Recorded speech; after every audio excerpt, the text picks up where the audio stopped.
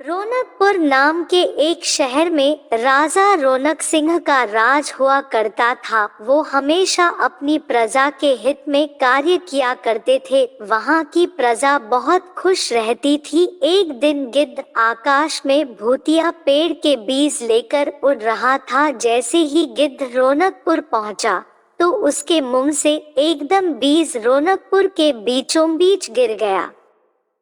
बीज भूतिया था, इसलिए अगले ही दिन वो पौधा बन गया। वहाँ के स्थानीय निवासियों ने जब पौधे को देखा तो हैरान रह गए, क्योंकि पौधे का रंग काला था। बाद में लोगों ने आपस में चर्चा की और यह समझा कि खेत में उगने वाला कोई घासपात या वनस्पति होगी। दूसरे दिन वो पौधा काफी बड़ा हो गया। लोगों को और ज्यादा दुविधा हुई कि एक ही दिन में ये पौधा इतना बड़ा कैसे हो गया।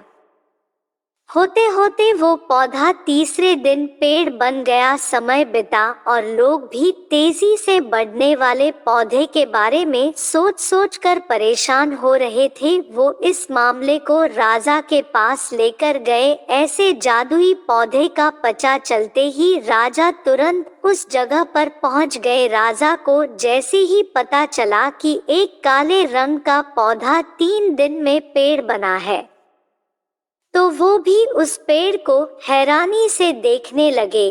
राजा उस पेड़ के पास चौथे दिन पहुंचे थे और तब तक पेड़ और बड़ा हो चुका था। वो इतनी तेजी से फैला था कि किसी को यकीन ही नहीं हो रहा था। राजा समझ गए थे कि का रंग काला है, इसमें जरूर कुछ जादू टोना होगा। इसी सोच के साथ राजा ने घोषणा कर दी कि जो भी इस पेड़ को खत्म करेगा उसे वो इनाम के तौर पर 1000 सोने के सिक्के देंगे। यही नहीं, राजा ने यहाँ तक कहा कि पेड़ को खत्म करने वाला व्यक्ति मेरी मृत्यु के बाद मेरी राजगद्दी पाने का हकदार भी बनेगा।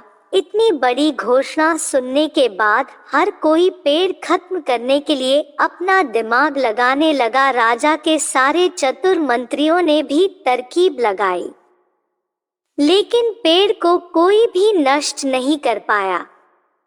किसी ने पेड़ के आसपास आग लगवाई तो एक मंत्री ने उस भूतिया पेड़ को हाथियों तक से खिंचवाया, लेकिन पेड़ को कुछ भी न हुआ। अब लोगों के मन में डर बैठ गया और उन्हें लगा कि पक्का यह ऐसा वैसा नहीं बल्कि भूतिया पेड़ है। तभी उस गांव के एक समझदार व्यक्ति को राजा की घोषणा का पता लगा। जानकारी मिलते ही वह अपने गुरु के पास भूतिया पेड़ से जुड़े रहस्य को जानने के लिए पहुंच गया। गुरु जी ने अपनी ध्यान की शक्ति को एकत्र करके देखा और उससे पूछा, क्या तुम पेड़ को खत्म करना चाहते हो? समझदार व्यक्ति ने जवाब दिया, हाँ गुरुजी, सब उससे परेशान है। गुरुजी ने बताया कि उसे खत्म करने का एक ही तरीका है। इसके लिए तुम्हें उस पेड़ के आसपास नमक डालना होगा। इस तरकीब के बारे में जानते ही वो व्यक्ति तेजी से राजा के पास गया और कहा कि इस पेड़ के आसपास आपको नमक डलवाना होगा। ऐसा करने पर ही यह पेड़ खत्म होगा। राजा ने अपने सैनिकों को ठीक ऐसा ही करने को कहा। सैनिकों ने मिलकर पेड़ के चारों ओर खूब सारा नमक डाल दिया।